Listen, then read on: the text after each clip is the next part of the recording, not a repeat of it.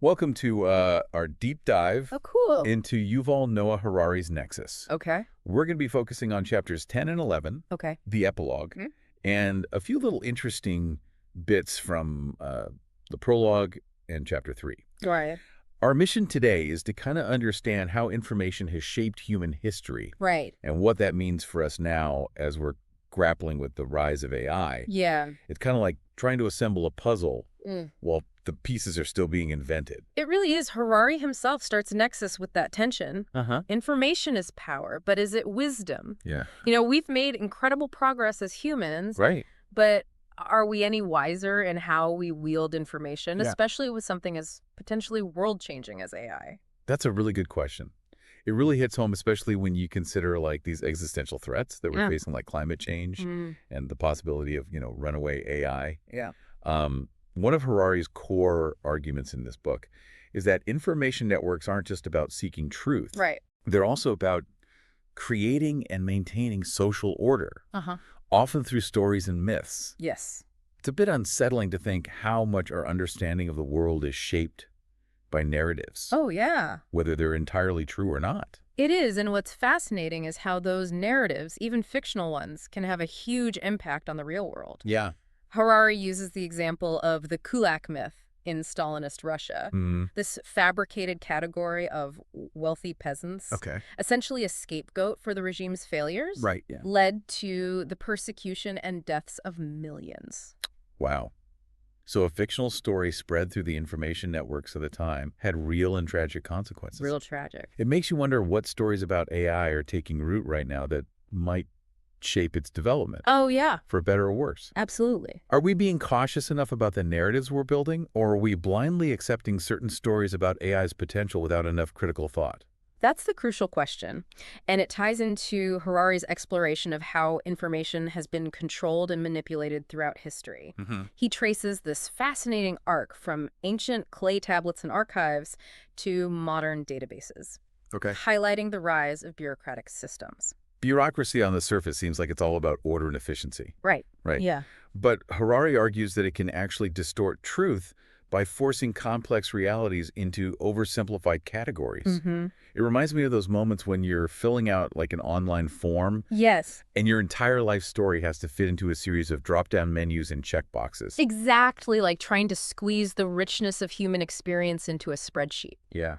And to illustrate this point, Harari shares a very personal anecdote about how a bureaucratic error in a census ended up having a huge impact on his own grandfather's life. Wow. So even something as seemingly neutral as a census can be swayed by human error Right. and have real consequences for individuals. For sure. It underscores the point that behind all these information systems, there are human choices being made. Yeah. And those choices have a ripple effect. Absolutely. And as we move from ancient archives to the rise of mass media, those choices and their potential consequences become even more magnified. Yeah. The printing press, for example, was a game changer. Right. It allowed for the mass production and distribution of information, making large-scale democracy possible. I can see how that would be empowering. Like suddenly information isn't just controlled by a select few, it's accessible to a much wider audience. Yeah. But wasn't that also a double-edged sword? No, for sure. Didn't mass media also pave the way for mass manipulation? Absolutely. Think about propaganda Yeah. and how easily misinformation can spread. You're hitting on a crucial point. The same tools that can facilitate democratic discourse can also be weaponized for control and manipulation. Right. We see this play out every day with social media. Uh-huh. It can be a powerful tool for connection and activism, Right. but it can also be a breeding ground for misinformation and polarization. It's almost like the more connected we become, the more vulnerable we are to manipulation. Right. And that brings us to Harari's concerns about AI. Okay. He talks about a potential future where a silicon curtain divides humanity not along traditional political lines, Right. but between those who control AI and those who are increasingly subject to its influence. It's a chilling thought. And one of the key concerns Harari raises is the alignment problem. Yeah. How do we ensure that AI goals align with human values? Right. He uses thought experiments like the paperclip maximizer, where an AI tasked with maximizing paperclip production might end up destroying the world in pursuit of that seemingly harmless goal. That's a pretty stark illustration of how Even a seemingly benign goal, Yeah. when pursued without any ethical boundaries, Yeah, can have catastrophic consequences. for sure. It raises the question of whether we're thinking deeply enough about the values we're embedding in AI systems. Absolutely. Are we just focused on efficiency and optimization? Right. Or are we also considering the potential impact on human well-being, social justice, and even the future of our planet? Those are the big questions. And they're not easy to answer. And what makes it even more challenging is the sheer speed at which AI is developing. Right. It's unprecedented. The printing press took centuries to transform Europe. The internet revolutionized communication in a few decades. Right. But AI is evolving at an even faster pace. It's like we're trying to steer a ship that's accelerating exponentially. Yeah. And we're not even sure where the controls are or what the destination is. Right. It feels like we're constantly playing catch-up, trying to understand the implications of a technology that's already moving on to the next level. That's a great analogy. And it highlights another major concern, the increasing unfathomability of AI. Yeah. As these algorithms become more complex, they're also becoming more difficult for humans to understand. Right. Harari uses the example of AlphaGo, the AI that beat a world champion Go player back in 2016. I remember that. Even the engineers who created AlphaGo couldn't fully explain how it made certain moves. It was as if the AI had developed its own logic, a logic that was alien to our human way of thinking. I remember when that happened, it was a real wake-up call for a lot of people. Right. It's one thing for AI to surpass human capabilities in tasks like playing games. But what happens when these black box systems are making decisions that affect our lives in more profound ways? Yeah. Think about algorithms being used to approve loans, to screen job applicants, Right. or even to diagnose diseases. Exactly. Those Yeah. are high-stakes decisions. Yeah. And if we can't understand how those decisions are being made, Right. how can we ensure fairness, transparency, and accountability? It seems like we're facing a fundamental dilemma here. On the one hand, we have the potential for AI to solve some of humanity's biggest challenges. But on the other hand, we're creating systems that are increasingly opaque and potentially uncontrollable. Yeah. How do we navigate this tension? Right. Do we just have to accept this increasing unfathomability as the inevitable price of progress? I don't think so. There are steps we can take to mitigate these risks.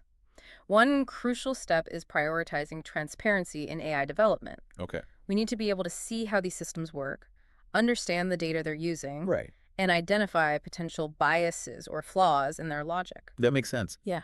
But isn't there a risk that pushing for transparency will stifle innovation? Won't companies be reluctant to reveal their algorithms Sure. if they fear it will give their competitors an advantage? Right. How do we strike a balance between openness and protecting intellectual property? It's a valid concern, and it's a balance we need to find. Maybe we could create regulatory frameworks that require companies to disclose certain aspects of their algorithms without revealing trade secrets. Okay.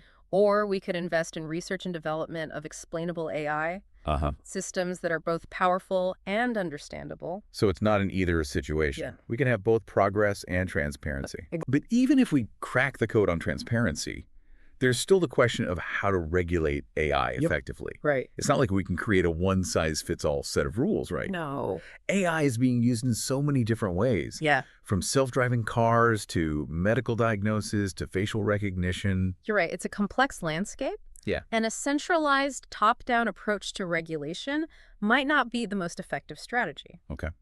Harari suggests something quite different, a move towards a more decentralized, collaborative model of AI governance, Okay. one that involves a diverse group of stakeholders, including governments, corporations, researchers, ethicists, and even citizens. That sounds incredibly ambitious. Yeah. How do you even begin to get all those different groups, Yeah. often conflicting interests, to agree on a set of rules for something as complex and rapidly evolving as AI? It won't be easy, but I think it's crucial to at least foster dialogue, Yeah. to build trust and to find common ground. And honestly, I think the biggest challenge isn't the technical complexity of AI, it's the human complexity. It's about overcoming our own biases, our short-sightedness, and our tendency to prioritize immediate gains over long-term consequences. So it's almost like we need a collective shift in consciousness. Yeah. A recognition that the future of AI isn't something that's just going to happen to us. Right. It's something we're all going to create together. Exactly. It's about recognizing our shared responsibility for shaping this technology in a way that benefits all of humanity, not just a select few.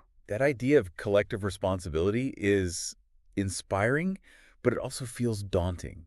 I understand. What can one person realistically do to influence something as big and complex as the future of AI? Yeah. It's easy to feel overwhelmed and powerless in the face of such a powerful technology. It's easy to feel that way, Yeah. absolutely. But history is full of examples of how seemingly small actions taken by individuals can have a ripple effect and lead to profound change. I think one of the most important things we can do is to stay informed, engage in conversations about these issues, Right. and advocate for the kind of future we want to see. So it's not just about understanding the technology. Right. It's about understanding the social, ethical, and political dimensions of AI and using our voices to shape the conversation. Precisely. And it's about recognizing that we're not just passive consumers of technology. Yeah. We're active participants in shaping its development and its impact on our lives and on the world. That's a powerful message. Yeah. But let's get even more concrete. Okay. What are some specific examples of actions people can take to advocate for responsible AI development and regulation? Sure. What can we do beyond just staying informed? Well, there are a number of things we can do. For starters, we can support organizations that are working to develop ethical guidelines for AI. Okay. Groups like the Future of Life Institute and the Partnership on AI are doing some really important work in this area. Right. They're bringing together experts from different fields to develop frameworks for responsible AI development and to advocate for policies that prioritize human well-being. So it's about putting our money where our mouth is, supporting the groups that are actively trying to shape AI for the better. Exactly. And we can also contact our elected officials and urge them to support policies that promote responsible AI development. Okay. We can write letters to the editor, share articles on social media, and engage in conversations with our friends and family about these issues. So it's about raising awareness, making noise, Yeah. and putting pressure on decision makers to prioritize ethical considerations. Right. It's not just about being informed ourselves. It's about informing others and creating a broader public conversation about these issues. That's right. And I think it's also important to be mindful of how we engage with AI in our own lives. Right. We need to be aware of the data we're sharing, the algorithms we're interacting with, and the potential biases we might encounter. So it's about developing a critical awareness of AI. Yes. Even in our everyday interactions with these technologies. Right. It's about not taking these technologies for granted and about being thoughtful and intentional about how we use them. Exactly. We have more agency than we sometimes realize. Yeah. And every choice we make, even seemingly small ones, Right. can contribute to shaping the future of AI. We've covered a lot of ground in this deep dive into Harari's Nexus. From the power of stories to shape reality to the potential for a silicon curtain dividing humanity. It's clear that we're at a pivotal moment in history. Are we headed towards a future where AI empowers us or one where it controls us? It's the question of our time, isn't it? And what strikes me about Harari's work is that he doesn't offer easy answers. Right. He lays out the possibilities, the potential benefits and risks, Yeah. and challenges us to think critically about the choices we're making, both individually and collectively. He ends Nexus with a question that has really stuck with me. Oh, yeah. Can we bridge the digital divide? Is it possible to create a future where AI benefits all of humanity, not just a select few?